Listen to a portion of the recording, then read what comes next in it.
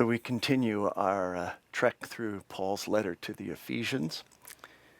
Chapter 3, beginning in verse 17, Paul prays that Christ may dwell in your hearts through faith, that you, being rooted and grounded in love, may have the power to comprehend with all the saints what is the breadth and length and height and depth, and to know the love of Christ which surpasses knowledge, that you may be filled with all the fullness of God.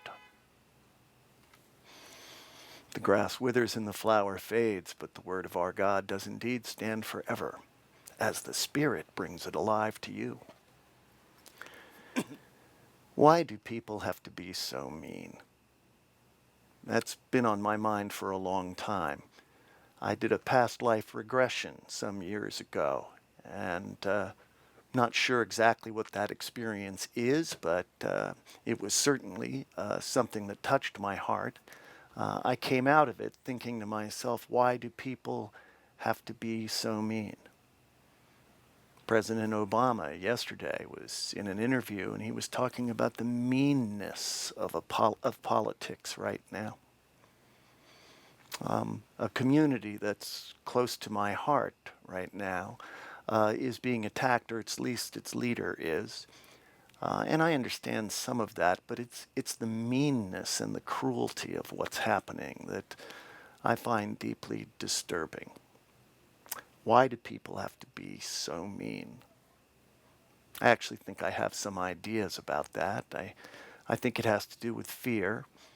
You know, perfect love casts out all fear. And so when you see meanness, you see a lack of love, you begin to think about fear.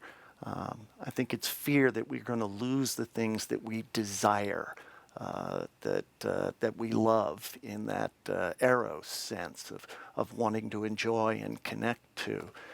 When it goes bad, when it devolves into fear, we're afraid to lose those things that we get our identity from, or that we think we get our identity from, but don't.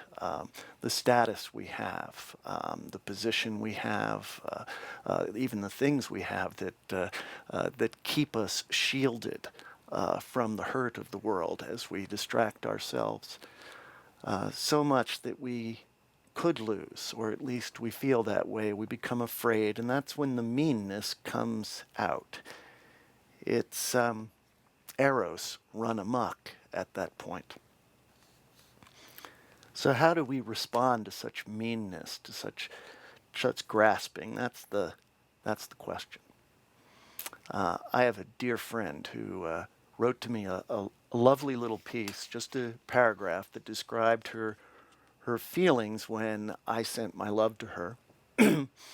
One of the ameliorative byproducts of such unfortunate species-specific shenanigans as those of late is how much it enhances appreciation of all that is its opposite.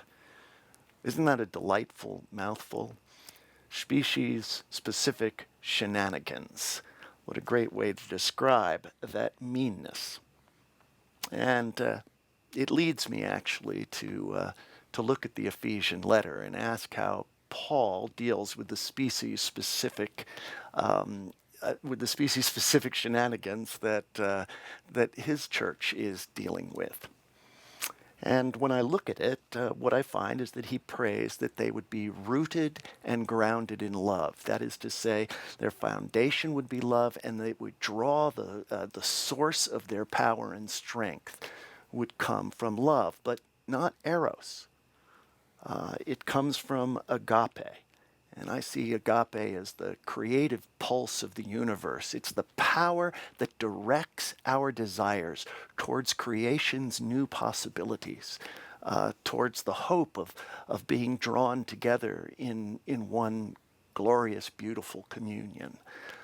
That's what agape is. And if we're rooted in that, if we're drawing our strength from that power, well, then we're able to move in creation, and we're able to sustain ourselves even in the midst of meanness. So how do we go about doing that, though? How do we go about rooting ourselves in agape. Paul seems to suggest that this is not something you do alone. It's something you do with a group of people. He talks about how you need to be built together as a dwelling place for God. Now, that's not the easiest thing in the world to do. It requires commitment. It requires a capacity for self-reflection. It requires the ability to forgive, most certainly, as we grow up together. But I'll tell you how you might begin. You might begin by finding a community that's not afraid to say, I love you, out loud and often to one another. Now, I'm sure if you find such a community that the people in it will not be perfect, and I'm sure that they will let you down from time to time. But it's a great place to start because it sets your roots in the soil of the power of love that directs our desire towards creation's new possibilities.